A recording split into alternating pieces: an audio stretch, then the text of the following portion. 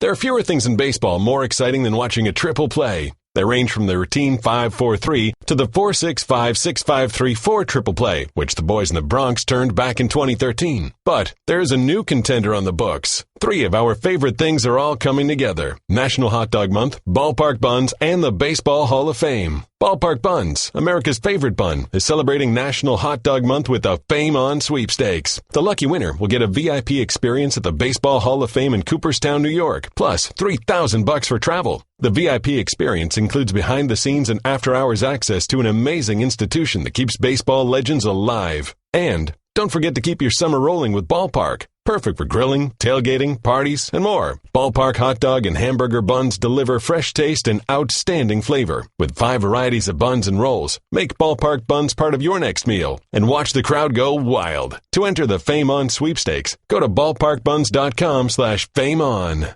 Well, Greeny, we're halfway through another baseball season, and we're really seeing some players who stand out as winners. Kind of like business travelers who win at business by staying at La Quinta Inns and Suites. That's because you can put your La Quinta Returns loyalty points to work on the spot with instant free nights. Just drive up with no reservation and instantly redeem points for a free night that same night simply by using the La Quinta app. It's like hitting a grand slam. With an app instead of a bat. Well played. Prepare to win at business by learning more about instant free nights and check out the summer rates at lq.com.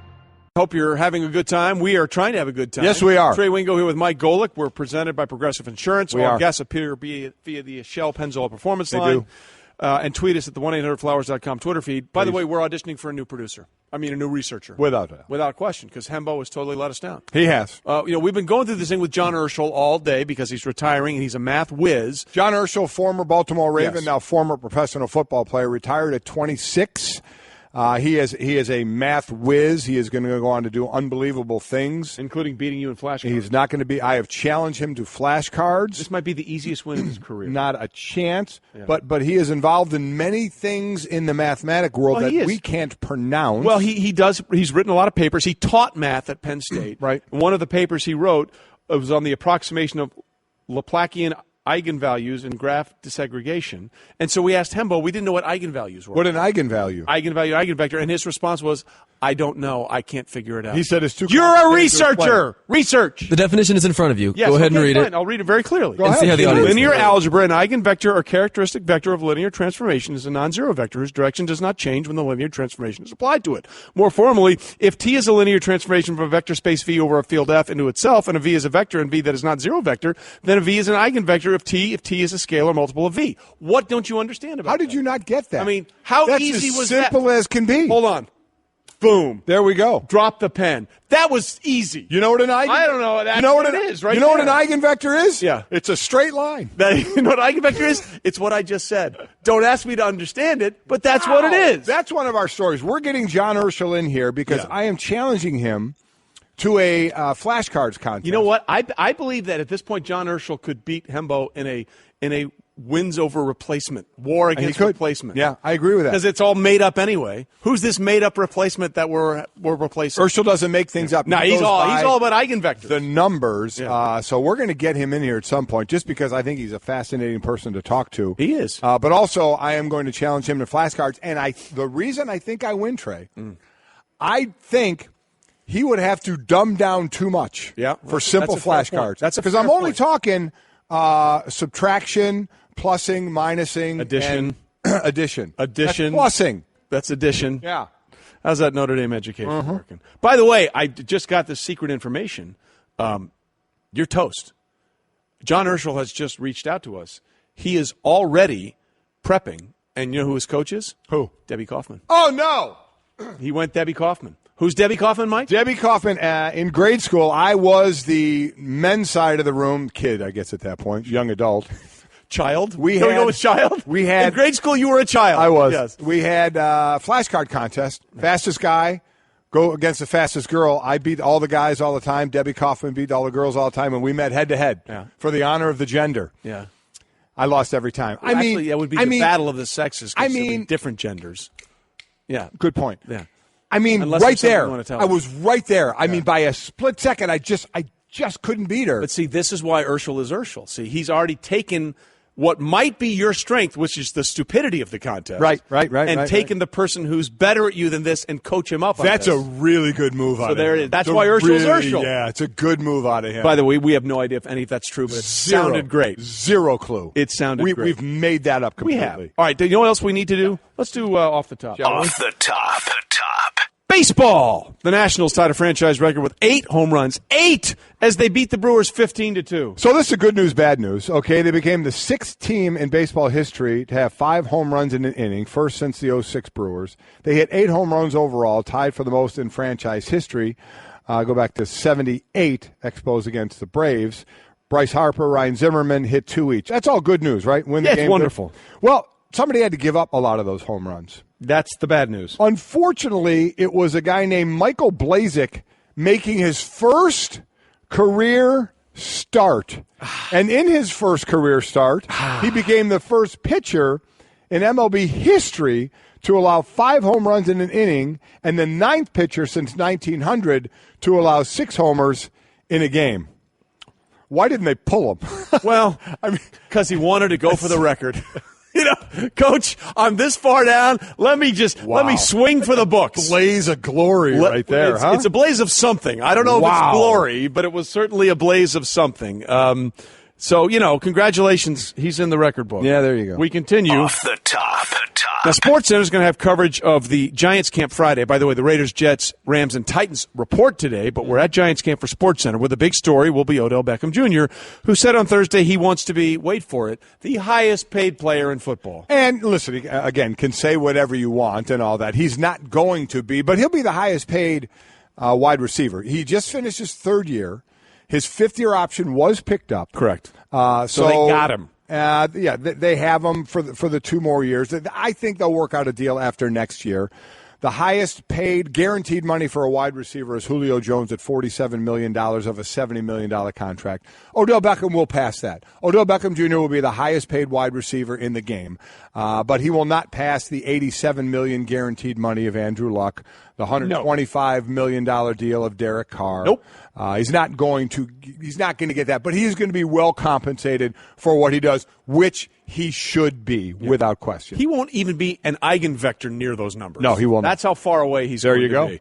And look, good for him. Yeah. I mean, look, I would like to shoot threes like Steph Curry. And I wanted to be a Hall of Famer in the NFL. Neither of those things are going to happen. No, they're not. Although you got a lot closer than I did. Off the top. Staying with the football, Le'Veon Bell also looking for a new contract. He hasn't signed his franchise tender, which is $12.1 million. Has not reported to camp yet. They probably shouldn't expect him for a while. No, they shouldn't, and I don't think they're too bummed about it. I would say give it another week or 2 before he shows up. No need for him to be taking any hits. He certainly has dealt with some injuries and suspensions, as we know, as well. But he wants to be paid as a top back and like a number 2 wide receiver. Again, all well and good in theory, but he'll be the highest paid back, but there's no way it'll be above and beyond that as a number 2 wide receiver because teams don't want to set a new mark that high. Well, I think the running difference in the as well. tag is about $3.5 million. Exactly. So he'll be the highest paid running back. Odell Beckham Jr. will be the highest paid wide receiver, and somehow, some way, they're just going to have to live with that. How can I get by on $12.5 million a year? Look, I'm all for players getting as much money as they can because of the shortness of these careers. But Bell last year, just so people understand, became the first player in NFL history to average 100 rushing yards and 50 receiving yards per game in a season. He's a special guy. He is. And by the way, he's the 11th running back to get franchise tagged. And of those 11, only 3 played a full season under the franchise tag. Darren Sproles in 09, 05 Sean Alexander, and 05 Adrian James. So he could be the 4th if he plays under the tag the entire year. By the way, I'm glad you mentioned Darren Sproles. He's coming back for one last year. Guy's had an amazing career. Yes, he has. That's a little guy. You talk about a guy that made the most of everything, and a couple of teams that traded him away probably wish they hadn't traded him away. Mm-hmm. Darren Sproles, wherever you are, I'm hoping you're having a great day. Absolutely, you always were a fun guy to watch, and we look forward to one more year of you in the league. Off the top. Back to baseball. The Yankees won an extra innings. Aaron Judge, though, broke a tooth in the celebration. Yeah, first of the win, Brett Gardner gets the walk-off home run, his 3rd career walk-off, his 18th home run this season. That's the most in any season of his career in the celebration. Yeah, Aaron Judge got popped. Tooth came flying out of his mouth. That's a bit of a bummer. He's had a tough second half, not knocking the ball out of the yard a whole lot at all, especially when he goes against all-star pitchers. Against all-star pitchers, he's batting .086. 3 of 35. Yeah. He's striking out over 50% of the time against those pitchers. So there's a bit of a struggle going on right now, but and he's going to struggle, maybe continue to struggle with one less tooth in his mouth or part of a tooth. Well, maybe it'll help him swing freer. Because he's worried about the pain in his mouth. You ever hurt something over here and somebody punches you on the other arm? Like, we're not worried about that now. You're worried about the pain over there. You're a glass half full guy, aren't you? You just need a distraction. Or you're need an a distraction. Well, both of those things are absolutely possibilities. True. So I'm not conceding either one of them. Mm-hmm. By the way, we've come up with a list. We've decided to retain Hembo because he came up with a good list of bizarre injuries and celebrations. We'll get to that a little later. Yes, we will. And there are some really good ones that forget over time that are very, very good. One more thing here on Off the Top. And it's more about the Ravens. John Herschel retiring, citing the CTE study as part of his reason because he wants to be a mathematician. But Ravens coach John Harbaugh says he will not rule out signing Colin Kaepernick, even though they have signed another quarterback. Yeah, they signed David Olson from the Arena Football League. David Olson played at Stanford, where John's brother Jim, air quotes, coached him. Yes, he didn't start. Never threw a pass at Stanford.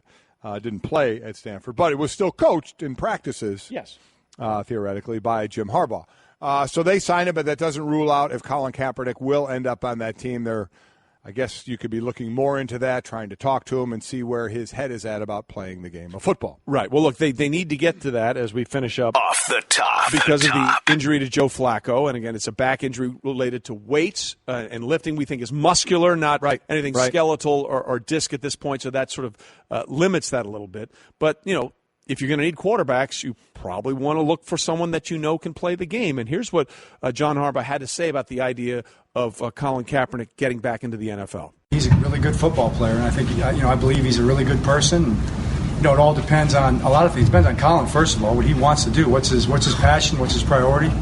What's he want to do? And kind of shape he's in, And if he's ready to go, and then our needs, So we'll just kind of see where it goes. But I don't think that's different for us than any other team.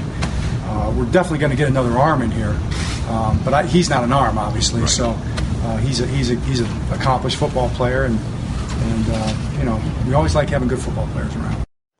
Well, there's two sentences in there that I think stand out to everybody. First of all, he's not an arm. No, he's an actual full human being. Understand that verbiage, because as a football player, you know it. That's exactly right. And arm means basically camp meat, correct. Which is a term we use where you're not getting out of camp. You're just there to provide reps so others can have rest. And players really know that's what they are. But if you have that opportunity, you go just to get reps, because you never know what can happen maybe from another team or that team, depending on what you show. But that's exactly what that means. And then now, a lot of times when you hear anybody go in front of a microphone, maybe at times you don't get the full truth of things, and maybe sometimes you don't want the full truth of things. But some of those lines, I believe he's a good person, depends on a lot of things. Depends on Colin, first of all, what his passion, what's his priority. Would they have talked to him already? Well, look, I mean, that's the great sort of unknown here. There are people that have said, absolutely, Colin. We've never heard from Colin himself. And I'm not saying he has to. No, he doesn't have to. I want to be clear about that. He doesn't have to, because his resume speaks for itself. And I'm not talking about the resume when he led the 49ers to Super Bowl 47. Right. Because that might as well be ancient history in the NFL. Mm-hmm. You go back on how he played last year. Did he light the league on fire? No. Did he have many more touchdown passes than interceptions? Yes. I believe he led all quarterbacks in third down rushing last year. All players. All players in third down rushing. So you know what you're getting, and you know what the potential is.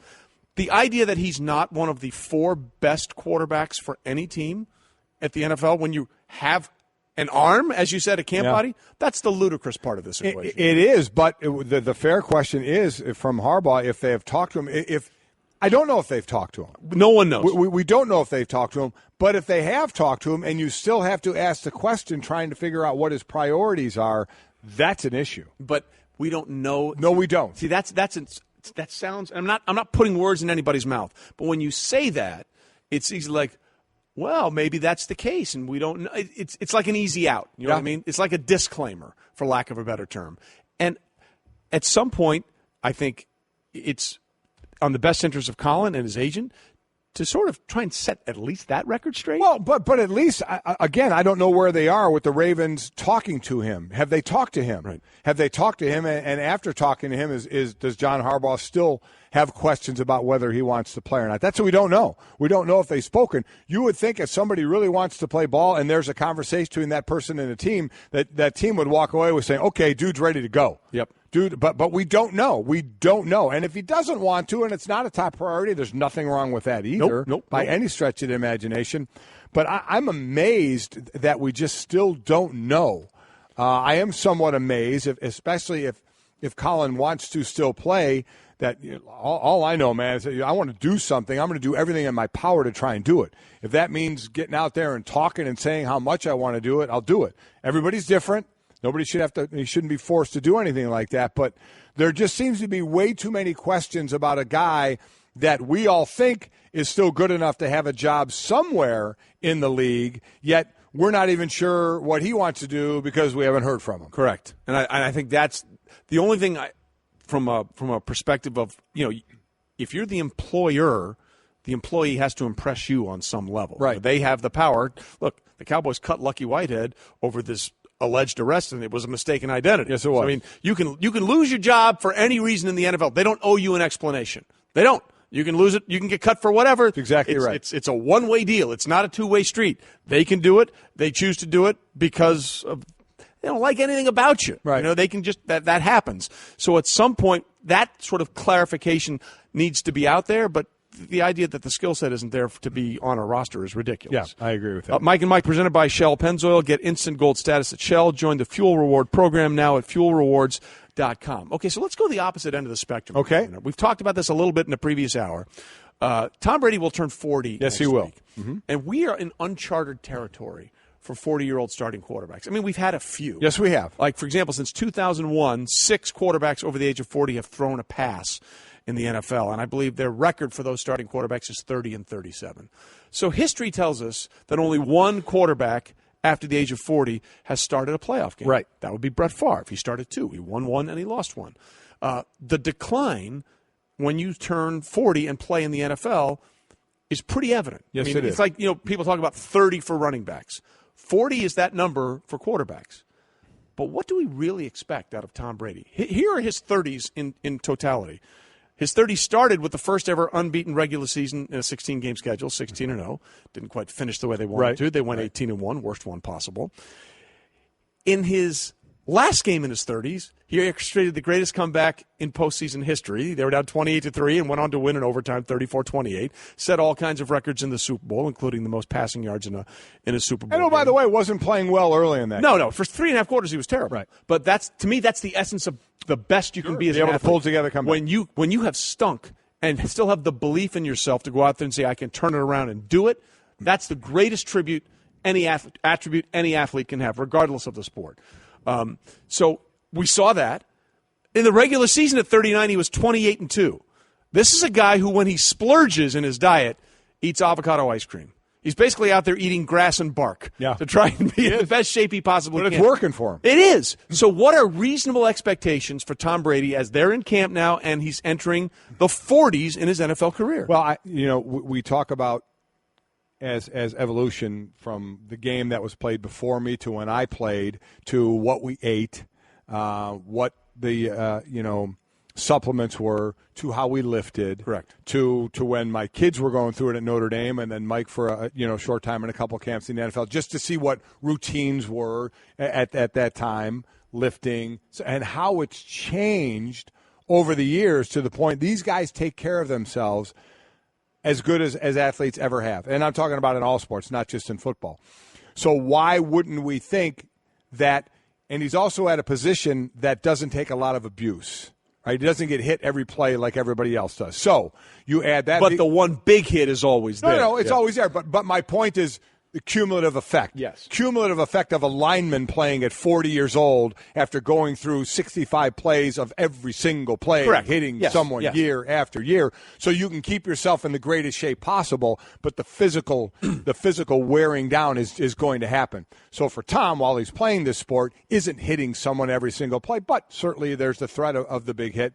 But he keeps himself in great shape, from a physical standpoint. He hasn't. He's had the one major injury. My thought, if he doesn't have an injury, why would we expect a falling off the cliff of ability? I would expect from age just a gradual decline, but he's so high up there, a gradual decline is still going to be better than most. This guy went 113 and 28 in his 30s. And you can name on one hand the amount of Hall of Famers he played with, right? Yeah, not great. Randy Moss? Yes. Where else we going, as far as Hall of Famers? Well, that's the interesting thing. And So look, he's playing for the greatest, in my opinion, it's not even close to debate, the greatest coach. And that certainly helps with, obviously, the game planning and such. But what he does and the position that he is in and where athletes are in taking care of themselves physically, mentally, talk about playing the game from the neck up. I mean, he's fantastic.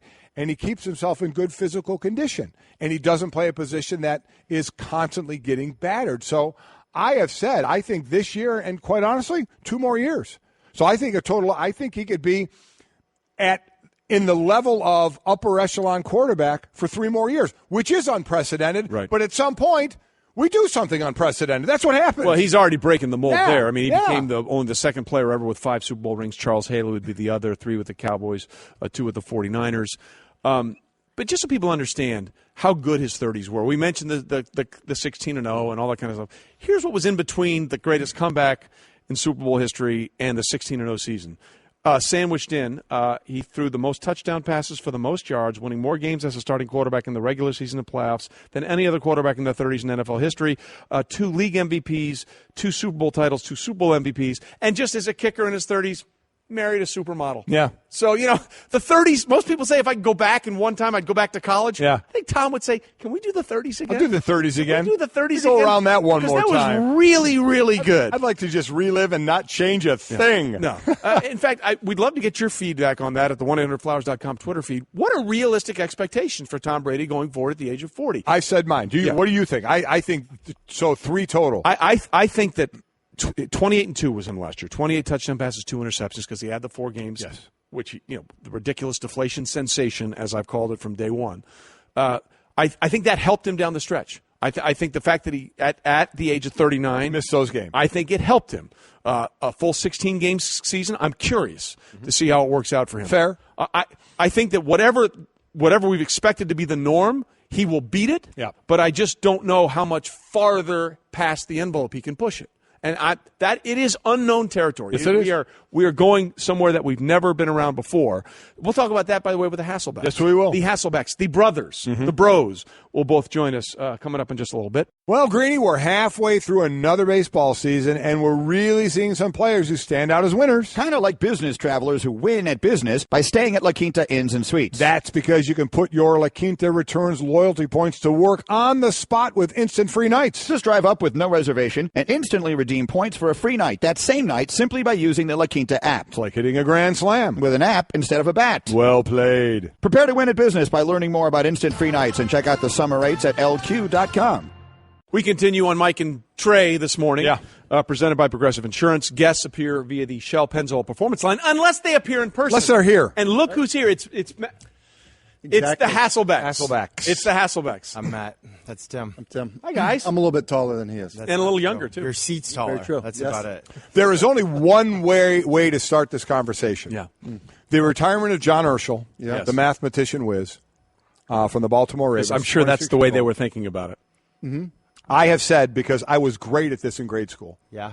flashcards. Yeah. That I can beat him in You know math, what? I've math always thought flashcards. that about you, actually. Yeah. Mhm. I'm great at multiplication, plussing, and minusing. Plusing Okay. and minus. Or addition and subtraction, as it's known in How English. are you guys in flash? Did you guys do flashcards Yeah. going through your school? We before sure you? did. Yeah. We sure did. Definitely flash. you do them cards. at I always PC? felt like I was good at the sevens because I was always playing like touch football in the front yard. Right, right. So like the sevens I had down, the sixes and the eights, And back then, nines. PATs were gimmies. Well, there you go. Not like today. Wow, so Well, we're you got getting back to that. That's good to know. 7 times 4.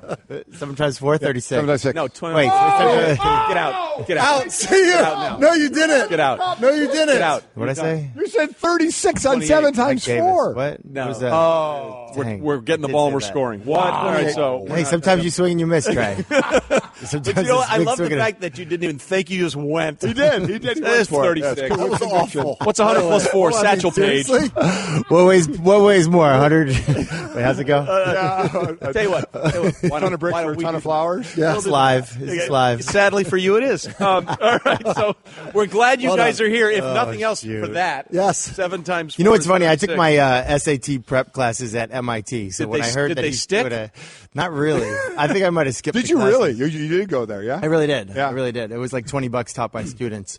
But it was kind of like getting coached by a Hall of Famer. It was just like, yeah, just block him and put him on the ground. And Like, they appreciate can't that. really Doesn't explain really it. help me. And they don't understand why you don't Yeah, get it. like right? I asked Brett Favre that question. I'm like, hey, how'd you know to hit the post right there? He's like, he was just running, and I just tried to get my arm on tape. Yeah. What does that mean? Show everyone how far I could throw it. I'm like, all right, that was not helpful. It's Thank the you. same Appreciate thing. that, Brett. It's the Thank same thing. When in Philly, our D-line coach asked Reggie White to teach us his, rip and kind of hump move. No. And Reggie did it for like 10 seconds, said, I can't explain it. I just do it. Or like, yeah, no kidding. Well, Yeah. that's why Sweet. you're right. Yeah. That's why most great athletes tend Don't to make not coaches. be good coaches Exactly because Yeah. usually it's the grinders Right. that have to like go through repetition Means and all I'd be this a stuff. great coach. Yeah. You would be the greatest coach of all time. You would be the greatest coach we've ever had. All right, so we got more teams are reporting to camp today. I think the Jets, Raiders, Titans, and who else? Somebody else am I missing? Rams are all reporting to camp today. So it's that time of the year when everybody's sort of getting back into the swing of things. Do you guys have any great camp stories from like you getting back and seeing everybody for the first time in a long time and understanding the process has begun? I mean, for me, my experience was different, probably a little bit like yours, Mike, where it was like, you go there, you're excited to be back, but you're also like, okay, I need to make this team. I think we focus so much on, so many of these guys that are stars and, are going to have great years, or they maybe just signed a new contract, or they're fighting for a new contract. The majority of guys that are going to camp, there's an element of fear for them in that they really haven't made any money since the end of last season, and they're trying to figure out, what do I have to do to make sure I stick on this roster? And What do I have to do to put you on this team today? It's like a used car. Yeah, I mean, and listen, that's part of the deal. And you literally are fighting for your job every single day that you're there. And so I think that, there's just a variety of reactions and feelings and emotions for guys that are reporting to camp, whether it was yesterday, today, or in the days to come. Yeah, and if you're a certain guy, you get hurt, you're gone. Yeah. Like Right. there was a guy, he had bad blisters. And the trainers were like, yeah, you know what? You need to take a day off. And he's like, I can't take a day off. Can't No, do it. I'll be gone. And like, these blisters are so bad. We got to just take one day off. One practice, not a big deal. He got cut. Yep. Like they need bodies. They need to protect their investments. And, I think for me, it's like the irony is like, sometimes like star players can sort of do these crazy things to their room, like, hey, I'm going to get a flat screen TV in my room, or I'm going to take 2 twin beds and push them together and make a king bed. Right. Like, I'm big time. And it's just so funny, like the things that you do to get like the perks, which is really like no perks. You might get like a mini fridge in your room, and you slip somebody like a $20 bill, like, hey, can you get me a mini fridge? You've made it. You have. You're on top of the. You have arrived. But it's sort of funny. Like I was across right. my last year in the NFL. I was playing with the Colts, and I'm across from Adam Vinatieri, who's like seniority plus seniority. Like he gets every perk you could possibly get. He had a mini fridge. He had his not a laptop, but a real computer set up, and in the big bed. And it was just like, wow, he's really made it. He's made it. He's getting the perk. He's safe. That's the other thing about it is the more years you get in the league, you start as camp's going on, and you start to get to know some people. You also know that guy doesn't have a chance. That dude's going to get cut. And it can get tough. I'm with you though. You try and have to make the team, but once you feel a little bit secure, others that aren't, and it gets tough. It gets tough because you see guys grinding it out, trying to live out their dream, and it's not going to happen. Going back to I think my second year with the Green Bay Packers, I'm roommates with. It was my first year. I'm roommates with Rick Meyer, and we're competing. I mean, I don't know if he knew we were competing. He was the second string. He was competing for like the second string quarterback. Right. And I'm going to be I forget the numbers of it, but we'd sit there and there was like one channel on the TV and it'd be like the Green Bay Sports and they'd be like, in the backup quarterback battle today, Rick Meyer threw a tip ball that got intercepted. And I was like, good night. I mean, luckily for me, he was super cool about it and like the most unselfish guy ever, still willing to like help a young guy. But I remember what it's like. Someone knocks on the door and you're like, oh no, I really hope that's not someone here to fire me. Well, as you all know, I did not play in the NFL, but we all knew that. Thank you. I do have one of the greatest training camp stories of all time. It was when the Rams were training at Western Illinois University up in Macomb, and this was the year after Tony Banks, the former Michigan State quarterback. You're laughing because I know you have had so many Tony Banks stories off air on NFL Live that this could go a number of directions. So, what was the dog's name? We're getting there. Okay. We're getting there. So, Rich Brooks was the one that made him a starter as a rookie, and Rich was fired. So it was Dick Vermeil's first camp with a brand-new coaching staff. And Tony Banks, the presumptive starting quarterback for the Rams this year, shows up, and he's unpacking his car, and he brings out a dog. He brought a puppy to training camp. Brought a puppy to training camp. And we're like, oh, that's interesting. He's like, well, I just got him. I didn't want to leave him at home. Good for you. What's the name of the dog? Felony. He brought a puppy named Felony to training camp. And as he's unloading this stuff, then the GM of the Rams, Lynn Stiles, is there watching him unload his stuff with his puppy. And I swear to God, it's like that movie Scanners. I thought his head was going to explode. We were going to see parts of Lynn Stiles everywhere. How many days? That puppy made it about 7 minutes at camp before it was shipped back. That's just crazy. I mean, if we had footage of Lynn talking to Tony, like, are you kidding me? You brought a puppy to training camp. It is amazing.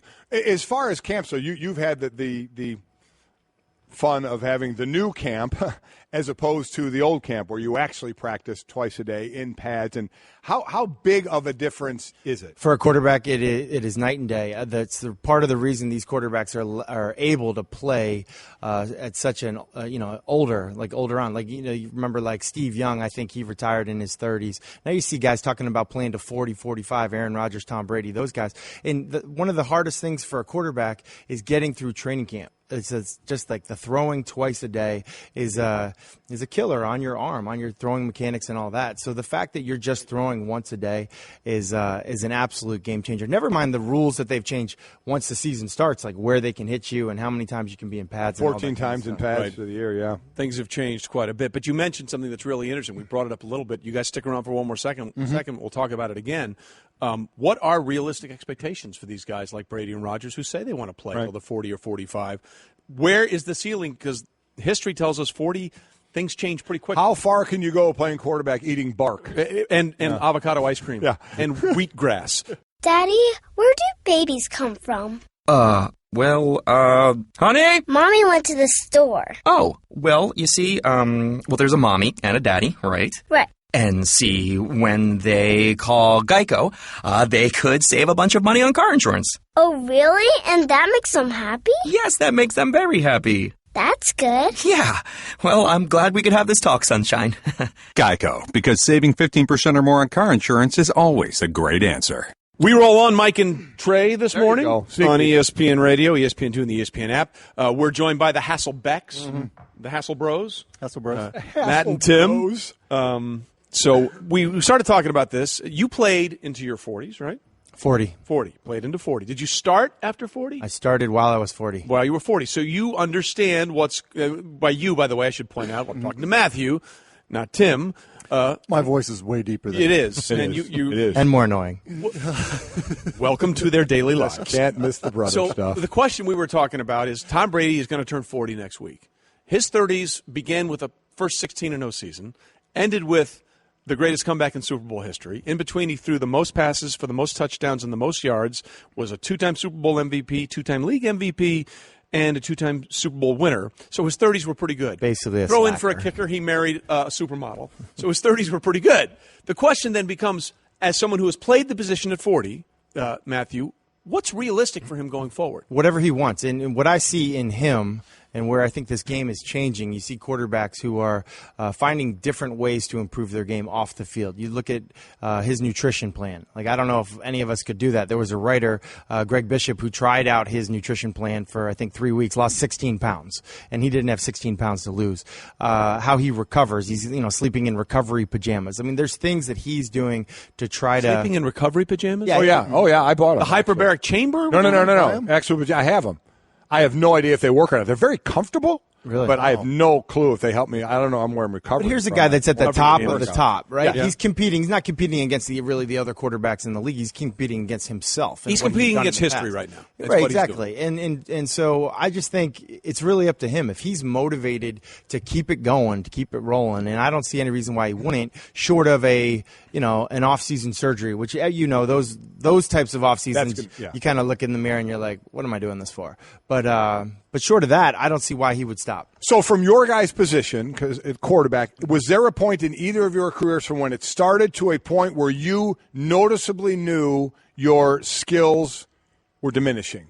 Physical skills. Yeah, for me, 100%. I mean, there were times where, reaching somebody on, a slow developing, play action play became more of a challenge. When you had to throw it further and you weren't able to, always get behind, the football and really launch it, that became a challenge for me. The other thing, quite honestly, for me, felt like training in the offseason and not injuring myself as you were trying to get ready to make it through a training camp. Matthew referenced, throwing twice a day back then during training camp.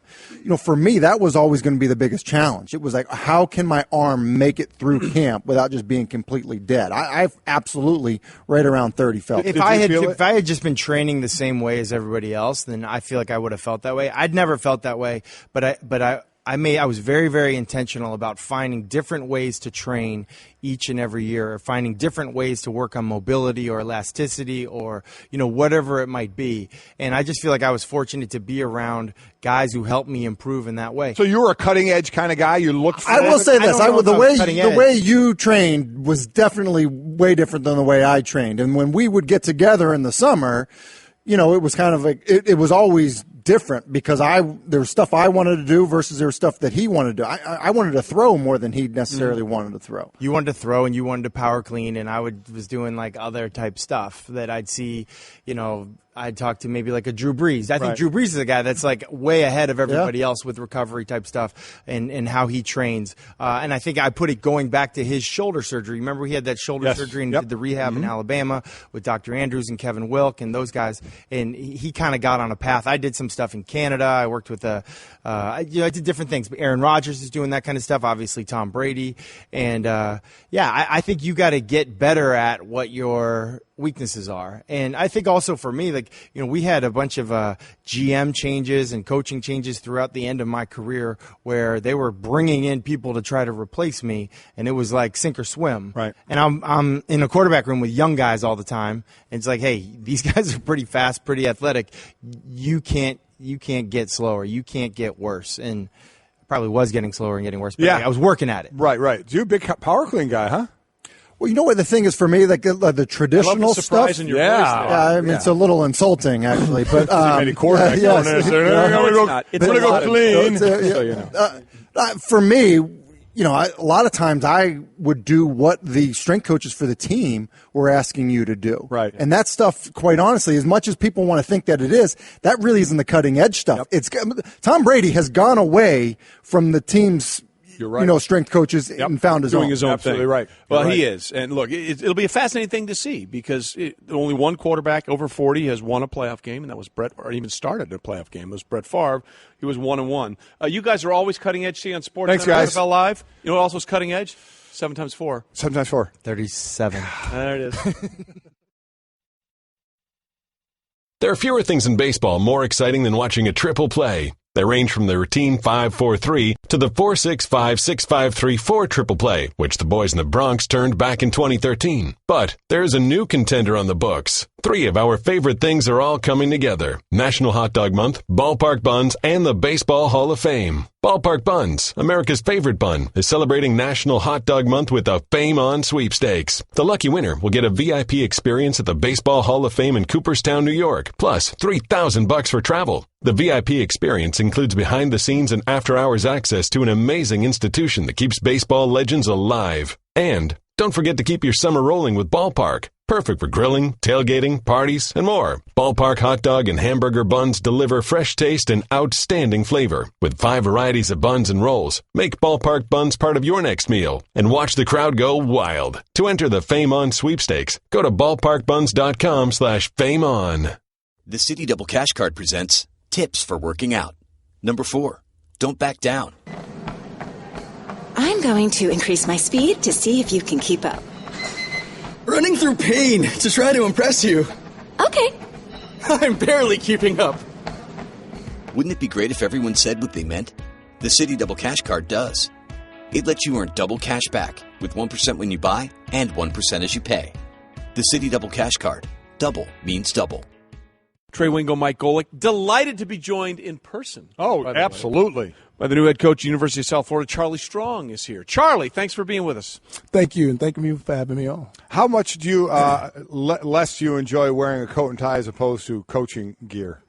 Well, I love to have the coaching gear on because my attire is very simple. I wear the white turtleneck and khaki shorts. Yeah. But I'd rather be dressed in that than sitting there with his I don't coat blame tie. you one bit. We should have thrown that memo on and said for this show. Absolutely. That's what you need to be dressed He's going the Harbaugh route. Just wear whatever. Yeah. That's it. Yeah. How about Did you see the Big the Ten Big picture? Ten picture? Big Ten picture. All the Everybody's there coat and tie, and Jim's got the khakis. Are we shocked? No. We're not shocked at all. So tell us about this transition for you now as the head coach at South Florida. What's the one thing you want to try and get across to the players and the fans as you get ready for your first season there? You know, Trey, and I look at it, and I had a lot of years in the state of Florida, just being at University of Florida, and it was an area that I had recruited a lot of ties to high school coaches there, and I have an unbelievable quarterback. And I can remember going to recruit my quarterback, Q, and I go watch him play, and at that time I was at Louisville, and he's playing defensive back. He intercepts the ball. And then he goes at quarterback and he throws one. I said, ooh, he probably is a defensive back. So then years later, I get the job, and his first thing he says, Coach, you didn't think I'd be the quarterback, did you? The support there is unbelievable. It's a really great city, and it's a university that's been very supportive. So go ahead, Mike. And who was talking about there really quick is Quentin Flowers, the quarterback for CMB, a senior this year. Last year in the Birmingham Bowl was the MVP, 366 total yards, responsible for 5 touchdowns. He was the AAC Offensive Player of the Year. The kid, let's stick on him since you mentioned, kid can play, kid can move really, really well, and boy, what's some firepower for that offense. Well, if you look at college football right now, Mike, you have to have a quarterback, and that's what we have with Q. And the thing he does is because of his ability, he can run and throw, but he opens up the offense. Look at the games last season, and my defense right now is upset. And that's my biggest challenge right now because they look at it that offensively, we get a big lead and then a team would come back. So now just defensively, it's all about the confidence. But when you have a quarterback like Q and you have enough around him, because even with our offensive line, I look at a center and I always talk about you have to be good down the middle. So we have a really good quarterback. We have us a center and we have us a free safety. And then everything else to come into play. Charlie Strong with us here on Mike and Mike this morning. We thought that was interesting. One of the college football experts, Phil Steele, has you guys as a prime contender for a group of 5 New Year's Day bowl games. So that's setting the bar pretty high up there. Right. What are your expectations for this first year, and how do you manage people that say, oh, you guys are going to be doing this and that's now? And that's the thing. We have to manage that because Phil still made that comment, Trey, but it's all about us managing the expectations. Last year we have 11 wins, the most in school history. So now with what we have coming back, it's out there. Everybody's thinking, hey, they can go do this, they can do this. But I told our players, it's more about us being consistent. It's all about us coming to work each and every day and just winning that day. And everything else will take care of itself. But we have to have the right attitude and we have to have the right commitment within the program. We were talking before the segment started bit about coaches and the road you guys go through. And you started as a GA at Florida back in '83 and stops at Texas A&M, Southern Illinois, Purdue, Ole Miss, my alma mater, Notre Dame, back to Florida. Obviously a head coach at Louisville, interim head coach at Florida for a bit, head coach at Louisville, and head coach at Texas. So from the head coaching standpoint, when you leave Louisville and go to Texas, we'll start at that one first. What from that experience did you take to Texas? I would imagine there's different experiences from different coaching levels that you take to the next job. Oh, it is, and I look at Louisville, and it's an unbelievable job, and it's a great place. I had worked for an unbelievable AD, and Tom Jurich had great support at that time. President Ramsey was our president and gave me everything that I needed. And so then when the Texas job came open, it was more of a move where when you look at, we don't get many opportunities. When I say me as African Americans, right. So and when you look at Texas and you felt like, okay, here's a chance where not only if we go into that program, but I can change and change a lot of mindset across the country. Then I go to Texas, and I didn't have enough wins, and then we didn't get it done. But the thing I did was I benefited and I grew as a head coach from that experience at Texas. So now that's why I'm able to go to South Florida. And I'm a better football coach now. I have a really good coaching staff around me, but with each experience, and it's a challenge with each job, but you grow and you have to grow as a person. And that's what has allowed me to do. One of 13 African-American head coaches in FBS this season. So to your point that you made. And when you went into Texas, I love the way you went there and just kind of, you said, this is my way, guys better. And I love that. Coach my kids anytime. I love your style of coaching. So it didn't work out. As you said, right. Win enough that's just the way it is. And we know Texas is one heck of an experience there. So when you say you've learned from it, what are the things you learned that you go on to this next job from Texas? Well, it's all about the preparation, and it's all about how you go about the job each and every day, and just surrounding yourself with the right people.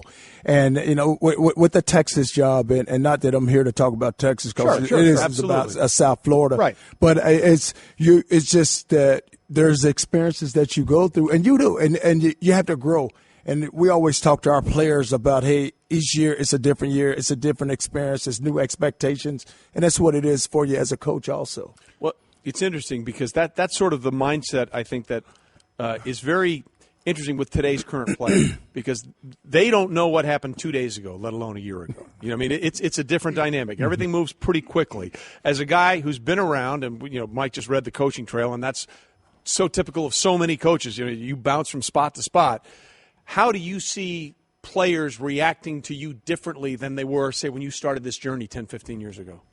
Well, if you look at it, Trey, now, it's just that I feel with young people, and I had this discussion with a really good friend of mine the other day. We got in this big-time discussion about how to raise children. And when you look at, it's so much pressure on young people now. If you just look at the social pressure, look at social media, right? And there's so much negative messages that a lot of them read into it, and that's what they kind of believe. But I've always felt like this: young people want to be disciplined. Young people are looking for someone to lead them. Young people are looking for someone to motivate them. And that's as us as a coach, we cannot go away from that because that's who we say we are, and that's what we have to be about. Because it's all about changing lives. It's all about impacting lives. And so when you're dealing with young people now, they have to understand that. But a lot of them have come through this generation where they just feel like sometimes they could just do whatever they want to do. But it's not so much they haven't been structured the right way. So when you give them a proper structure, then they have a chance to go develop as a person. It seems like they're always looking for parameters. Well, where can I go? How far can I go? Absolutely. Yes. Talking to South Florida head coach Charlie Strong. And when you first got there, I thought it was ridiculous what went on when a couple of players had some issues and the one judge was questioning your problem. Like, are you kidding? A, you hadn't even coached them yet, and B, does she know who she's talking about as far as a coach who cares more about what their players do and can be strict about it? So forgetting that, when you first got out of South Florida and sat and talked with the players, what was the message to them? Well, you know what, Mike, it's very simple, and I tell guys all the time, listen, I want to see you get a degree. I can't make many promises, but I can make that one promise because you're going to go to class, you're going to get a degree. We have to go win us a championship, and then it's all about me making you a better person than what you actually are. And so when the judge made those comments, I take this is something that I take serious as not only me but our coaching staff. because we manage and we discipline our players. But when I sat down with Judge Taylor and we had that discussion, then, she understands what our program is about. But you have to, and guys have to know what your program is all about. They have to know that, it's values within, there's standards within, and it's just the way you have to carry yourself. Charlie Strong with us here on Mike and Mike, which is presented by Ballpark Buns. They're celebrating National Hot Dog Month with Fame On sweepstakes. The winner gets a VIP experience at the Baseball Hall of Fame in Cooperstown, plus $3,000 for travel. To enter the Fame On sweepstakes, go to ballparkbuns.com/fameon, and hopefully you'll execute that better than I just did that read. But more importantly, You'd Charlie, be running laps. I'd be doing stadium stairs with Charlie. There's no question about it. Yes. We talked a little bit about this on the NFL side today with that new study about CTE that came out, and 110 of, I think, 111 NFL brains that they studied had CTE. But they also mentioned that they looked at high school players and they looked at college players as well. The NFL is dealing with this, and they're trying to get their hands on it and figure out the way to deal with it. As a college coach, when you see these things, how do you deal with this now with your players? Because it's different from what it was when you started this coaching journey. Well, now it's all about safety, and it's all about just teaching young people. Like when you're dealing with players now, you got to teach them how to tackle, and you have to go through the process. And it's all, hey, you can't put your face. It used to be a time you say, hey, go put your face on a guy and knock him back. Those are words you can't say anymore. Because you got to teach them, hey, it's about the shoulder and trying to head wrap up, drive the guy and knock him back. But, when you look at studies and everyone talks about just how dangerous the sport is, I have a daughter and she plays volleyball. And I saw her tear up her knee. She jumps up, smashes the ball, lands wrong, and she tears her knee up.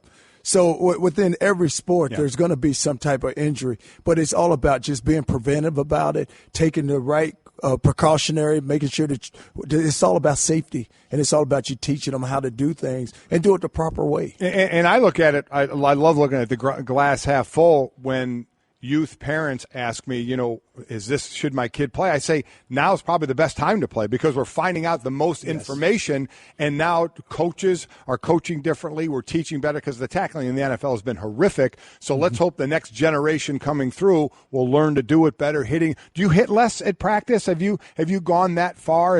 Are other things like that changed? Well, but the NCAA has made it where you're going to get like 1 day of hitting, right? And you have to be and we don't. What it is, Mike? It's not like we don't have to really hit a lot because we're going against one another. But you want to teach it because when you get into the game, you have to tackle. Right. But you're right. Now is the best time to get involved because there's so many studies been done, and it's all about the safety of the players. And even if you look at the padding, there's new helmets being made.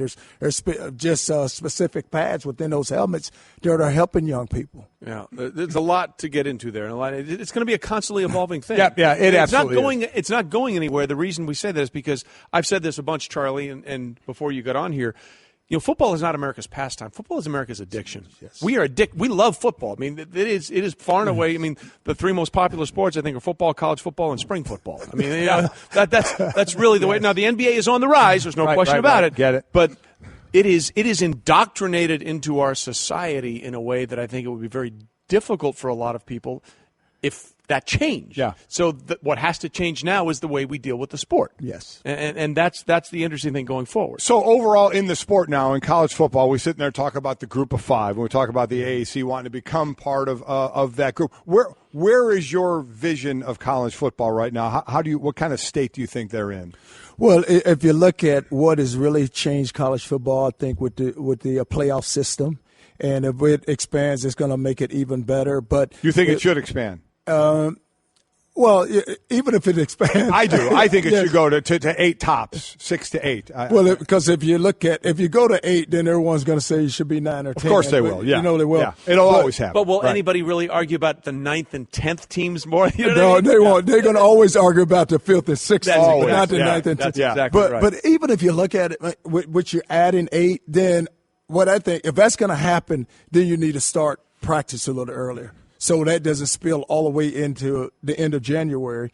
And because I look at it like we have our guys. They are in summer school. So you have them, your strength coach has them for summer conditioning. So do it like the NFL. Go ahead and start playing early and not preseason games. Right. To go play games and let them count. And so now it doesn't really extend the season because, when you get about it, when coaches get off of vacation, they're ready to go to work.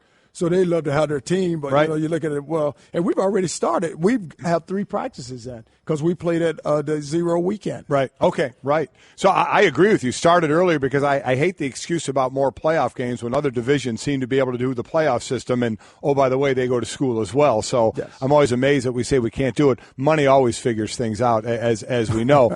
How about what went on with Leonard Fournette and Christian McCaffrey? If you had a player come to you, an underclassman or senior, doesn't matter, and said, you make a bowl game, and he says, I'm not going to play in the bowl game. I'm going to go prepare for my the next level and get prepared that way. What will your response be? Well, you're going to see more of that just because you look at what Leonard did and look at McCaffrey, and then you look at a senior that did go play the bowl game and then he gets injured. Right. And that's what the seniors are looking at more or less. Like, Coach, I'm done with it's one bowl game, and if we're not in the playoff or if it's in a quality opponent, why should I have to go play this game?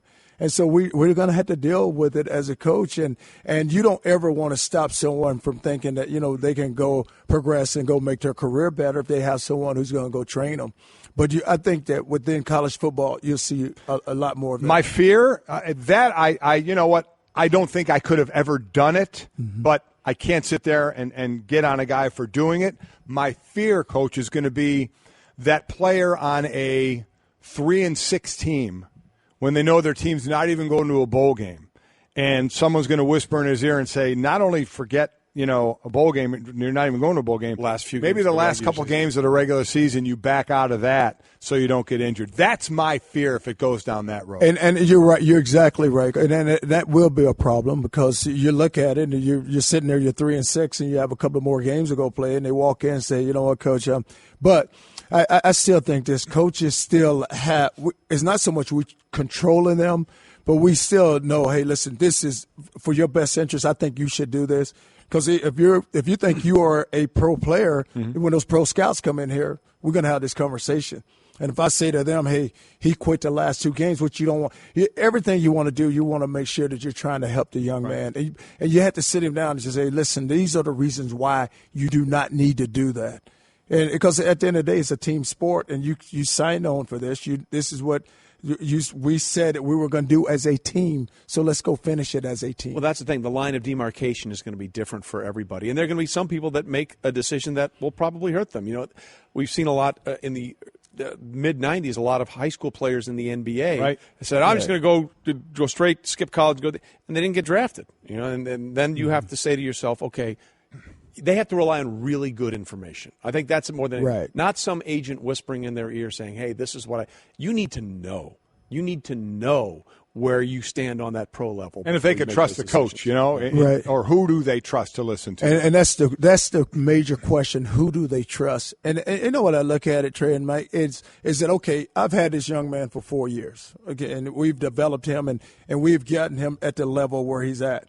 Then all of a sudden you get somebody from the outside that comes in and they start talking to him and they get in his ear. Then, okay, who's he going to listen to? Right. Trust your coaches. We have the information. It's right in front of us. We're going to talk to a lot of people, and we are looking at it for your best interest, not for ours.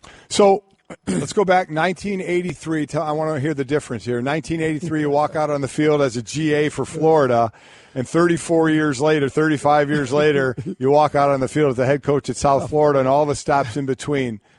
Is it same feeling for you when you walk out there? What's the biggest difference? Where are we? Well, in 1983, I had no idea. Didn't know anything. None of us did. We all thought we did, but none of us did. I had no idea. I can remember Mike Shanahan was the offensive coordinator. Joe Kynes was the defensive coordinator. And Dwight Adams, who just passed, was the special teams coach. So when you walk, at that time, there was only 4 GAs. There was 2 on offense and 2 on defense. And you had to do everything. And we didn't have the computers, anything. You had to actually splice film, we had to splice it. So you looked at film, you glued it. and I can remember Shanahan asked me to put together it was a blitz tape, and he wanted me to put it together. So I took, it was a blitz that someone ran, and I threw it in with all the other film, and I was like, oh, he'll never remember this. So he comes back, and he said, hey, you remember in that one game they ran this play? And I was like, oh, that's the one thing I you got rid of? Oh, no. So look, I have to go back through all the tape, and I'm looking at track because you had this little monitor. So you're looking at the monitor. That's why our eyes are so bad. But it was. Technology's your friend now, Charlie. Technology is a friend now. Wow. But that's what has changed. Technology has really changed the game. No question. And it's made the game so much better. Yeah, anybody in their 20s right now is going, splicing tape? What is he saying? Just send me the link on my phone. Kids, there was a whole bunch of stuff that happened before the phone was in your pocket and could do everything. You might want to look into it. It's called history. Well, Charlie, we appreciate it. Thanks for being with us today. Looking forward to your first season at South Florida. By the way, thanks to 16 returning starters, South Florida actually one of 4 FBS teams favored to win all of their regular season games. I didn't like that. But I'm accounting for the human element as well. Yes, game by game. Take them one at a time. Yes. I thought that was a really good thing for you until I was saying it. I should probably stop. Yeah, he probably doesn't want to hear this. Now he's going to go back and then face the kids. The players don't want to hear it. No, they don't. They're going to get pushed a little hard. Listen to Charlie. Don't listen to me. Exactly right. Charlie, we appreciate you being with us. Really do. Thanks so much. Really. Charlie Strong with us here on Mike and Mike. Coming up next, Dominique Foxworth will join us with some interesting talks about the CTE study and how that's going to affect how he raises his kids. Well, Greeny, we're halfway through another baseball season, and we're really seeing some players who stand out as winners. Kind of like business travelers who win at business by staying at La Quinta Inns and Suites. That's because you can put your La Quinta Returns loyalty points to work on the spot with instant free nights. Just drive up with no reservation and instantly redeem points for a free night that same night simply by using the La Quinta app. It's like hitting a grand slam. With an app instead of a bat. Well played. Prepare to win at business by learning more about instant free nights and check out the summer rates at lq.com. We're presented by Progressive Insurance. All guests appear via the Shell Pennzoil Performance line unless they show up like our Natalie-attired friend does here, Dominique Foxworth. Which, by the way, I always thought, and I've told you this, is one of the greatest names of all time in football. Because it just, Dominique Foxworth. Yeah. Rolls right off the tongue, does it not? Though anybody you played with called you Neek, did they not? Yeah. College, it was Neek. NFL, it was mostly Fox. The funny thing is, since I've left professional sports, people are less creative. So once I went to business school, they started calling me Dom. And I was like, who the hell is Dom? He's the Italian guy down the street. Yeah, exactly. I always think of like the Sopranos, like there's some underboss named Dom. And like since I've been working here, people start calling me Dom. But you and Trey and like the other Mike, people who I think are closer to the sports things, they still go with Neek or Fox. So it's a weird thing. I still don't feel right when people call me Dom. No one's ever called me Dom. That's people in my neighborhood. Yeah, that's exactly right. I'm looking over my shoulder. I hear Dom. Exactly.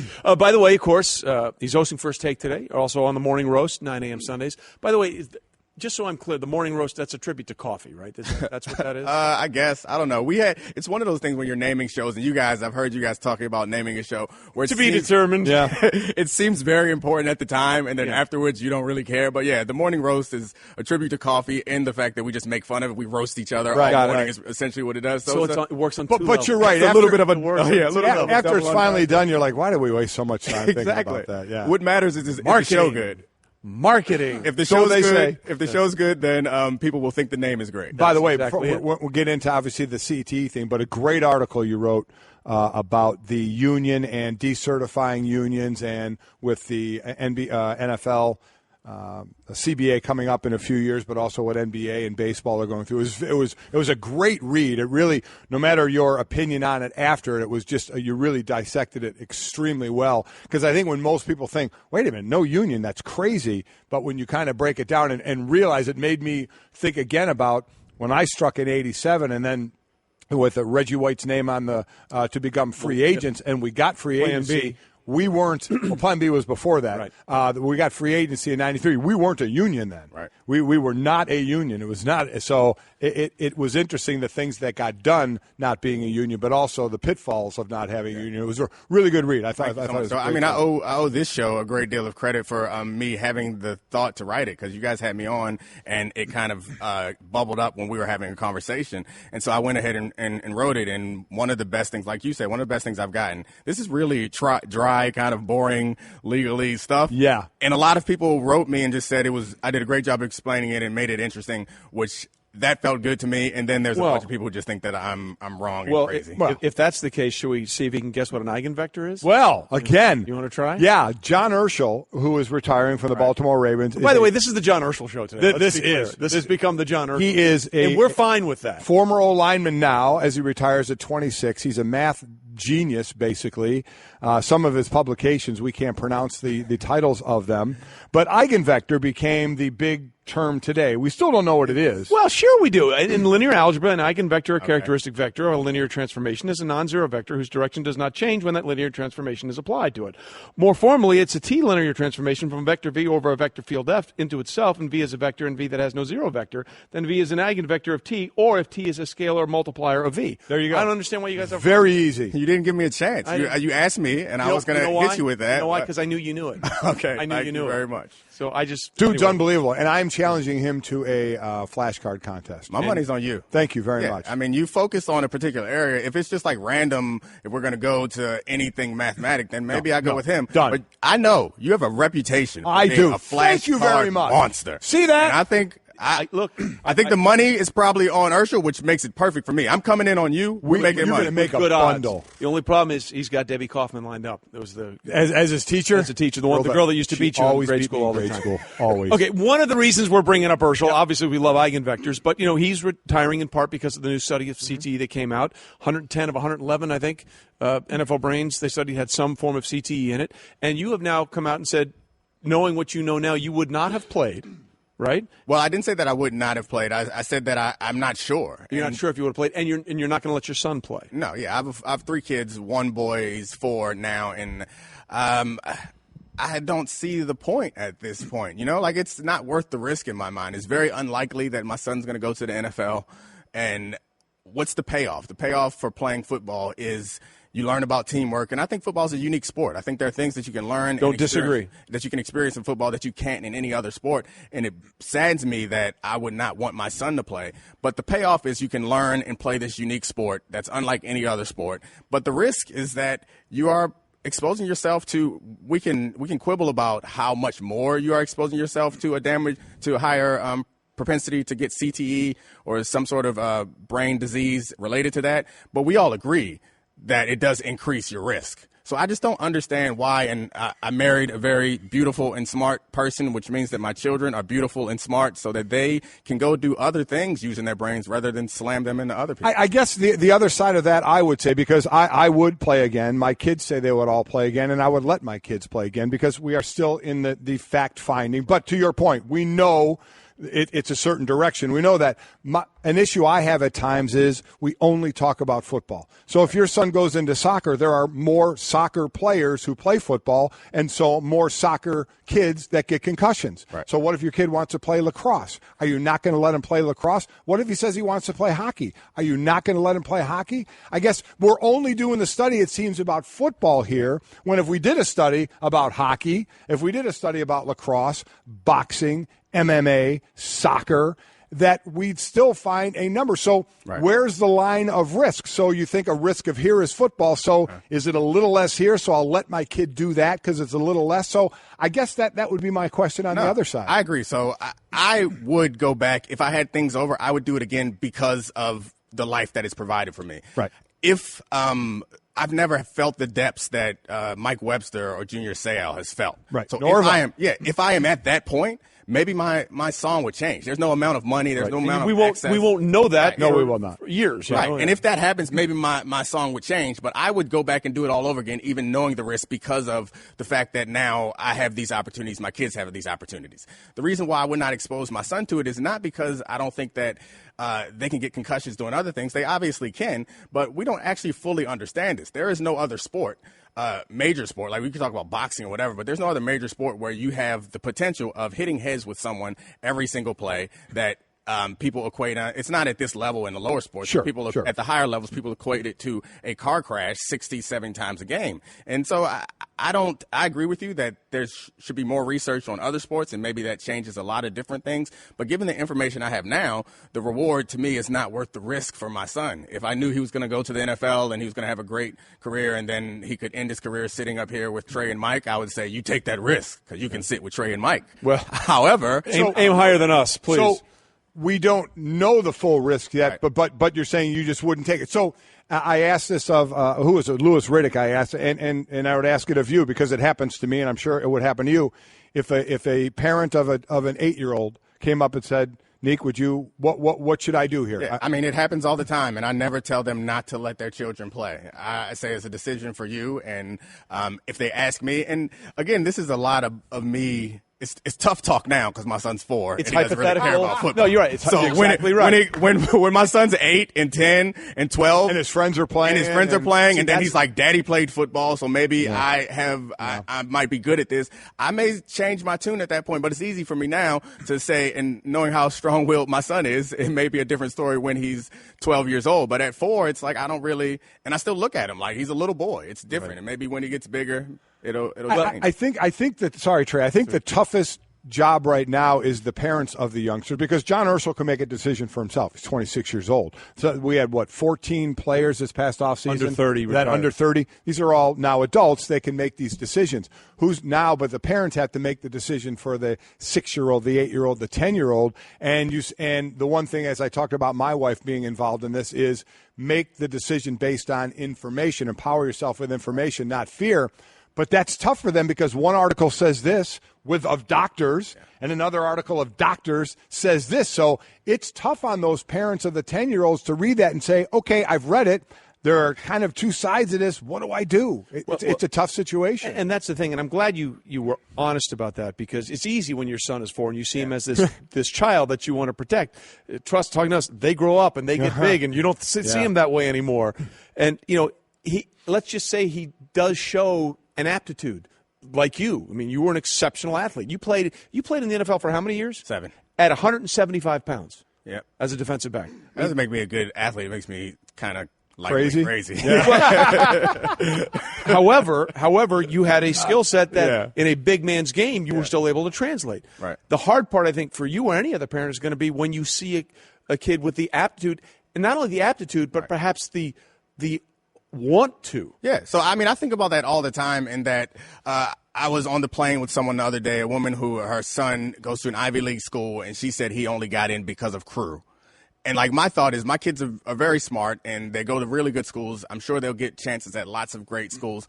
But if they could use their athleticism, the one thing that I've given them of value, because like I mentioned, they get their brains and their looks from their mother, which is true. It's not just me trying to kiss up because she doesn't listen to Mike and Mike. There you go. Yeah. But well, now I'm not talking to her ever. So she listens on November 27th. I'm good. Good. So I mean, and she talked about that, and I think about that. Really, that could be of value, and I do think about what's the risk. What opportunities am I cutting off from them by not letting me do it? But it's all hypothetical now. Right. If you were to, because I know you love the game of football. Absolutely. So if football people, especially youth, came to you and say, Nick, we're doing things, we're lessening hitting in practice, teaching better, tackling, certifying coaches more, all the stuff they're doing, and they're doing things. If they asked you what would be a way something you would do to help this game sustain the way it's been and help improve to keep kids playing this game, what would you tell them? Yeah. So first of all, we talked about how it's a super unique game, and it is a very cerebral game. And it's the ultimate team sport. It is. It's the ultimate. It's the only. If you think about basketball and soccer and lacrosse, they're kind of the same game, and everyone plays defense, everyone shoots, everyone passes. Football is the only one where you have to rely on other people, and that's something that's hugely valuable. But to fix the game or to make the game safer is not something that I can tell them what to do because we don't understand what's making it dangerous. So if it's these big knockout blows, we can make rules around limiting the big knockout blows, but I don't know that we can make any rules around. You have to fundamentally change the game. The sub-concussive blows. Right. If it's just like linemen coming off the ball every play, if that's and I know that some people, there's a belief that some people are more predisposed to experiencing those things, and if we can figure all those things out and we can do tests and figure things out, I would feel better about moving forward playing football. And I think that's where we're headed. Yeah. I don't think there's any question that's where we're headed. Real quickly, you mentioned crew. That was a situation with my son. He was able to use football to get into a really good institution. Our plan was get something out of playing besides a corporate bowl game T-shirt. Yep. And he has that now. Does he have the corporate bowl game T-shirts? No, he does not. Okay. But I got him a Super Bowl shirt, so so he's covered. But no, Always a pleasure to have you. Always a pleasure. Great to talk to conversation. you. You'll be on you're guest hosting First Take today. I'm winning First Take. There you go. Whether it's doing everything. Whether he's Neek, Fox, Dominique, or not Dom. Yeah, He's just, Dom. whatever. He's Dominique Foxworth. The morning roast, 9 a.m. Sunday. Daddy, where do babies come from? Honey? Mommy went to the store. Oh, well, you see, there's a mommy and a daddy, right? Right. And see, when they call Geico, they could save a bunch of money on car insurance. Oh, really? And that makes them happy? Yes, that makes them very happy. That's good. Yeah. Well, I'm glad we could have this talk, Sunshine. Geico, because saving 15% or more on car insurance is always a great answer. Forward Thinking. Forward Thinking is brought to you by Cabbage, who creates a simple way for business to get flexible to access up to $100,000. That's Cabbage with a K. Speaking of forward thinking, we had the injury with Aaron Judge breaking a tooth in a celebration, and it got us to thinking about weird injury celebrations. And the great thing about sports, the list is long and glorious. It's absolutely gold right here. First, it would really stink getting your tooth knocked out. That would hurt. Because you have to go to the dentist, and I hate. And my dentist is the nicest guy in the world. My dentist is my neighbor, but I hate him, and I don't like him either. Nope. But he's a very good dentist. He's a very good dentist. I don't like to go see him. All right, here's one. 2009, Lindsey Vonn needed tendon surgery on her right thumb. Downhill skier. We've seen her have the knee issues. Downhill skiing, I love watching. So you figure, okay, you hear surgery on her right thumb, downhill skier. You can see it, right? But it wasn't because of a fall or a collision. It's because she cut herself on a broken champagne bottle while celebrating victories in the Super G and the downhill at the World Championship. That's a good one. That's what I'm talking about. Absolutely. Well, one of my all-time favorites. All-time favorites. This is my go-to. Okay. Is December of 2001. One of the great Gazoos, not Martin Gramatica, but Bill Gramatica.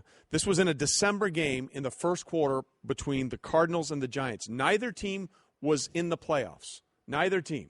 You're watching it on the TV side now. He kicks a field goal in the first quarter, and he goes up to celebrate a successful 43-yarder in a meaningless game that neither one was going to make the playoffs for, and on the jump, he tore his ACL. There you go. That's just awful. ACL. Look, I feel bad for him. He tore his ACL, but it was a first quarter. We've seen more than a few guys celebrating. Stephen Tulloch, yeah. Willie Young. It's a sack, I believe, in a game where they give up 50 points to the Patriots. But that's a sack. How about trying to hit somebody with a shaving cream pie? Okay, doesn't seem like that's 2010 a problem. Chris Coughlin was assigned the task of smothering teammate Wes Helms with a shaving cream pie after Helms delivered a walk-off hit. We've seen that all the time, right? Yep. Walk-off hit, boom. you're sitting there getting interviewed, boom, you get hit with the shaving cream pie. In the process of carrying on this pie tradition, Coughlin tore the meniscus in his left knee. 6 to 8 week recovery time for a shaving cream pie. And by the way, it's not just American sports. In December of 2004, Portuguese footballer Paulo Diogo, I have no idea if I said that name right. Sounds good. Hembo will get it. Was so elated when he assisted on a goal that he jumped onto a metal fence that separated the fans from the field. Unfortunately for Paulo, he failed to realize that his wedding ring had gotten caught in the barrier. And when he jumped off the fence, the ring and a chunk of his finger came off. Yeah. We got finger chunks. And if that wasn't enough, they slapped him with a yellow card for excessive celebration. How about that? That's the best. Listen, you were so bad, not only do you lose your finger, we're going to penalize you just because the celebration was that terrible. We've got some other ones. I have one other. I want to go away from these, and I want to get your quick opinion. David Irving, is it David Irving? Yeah. From the Cowboys, the linebacker?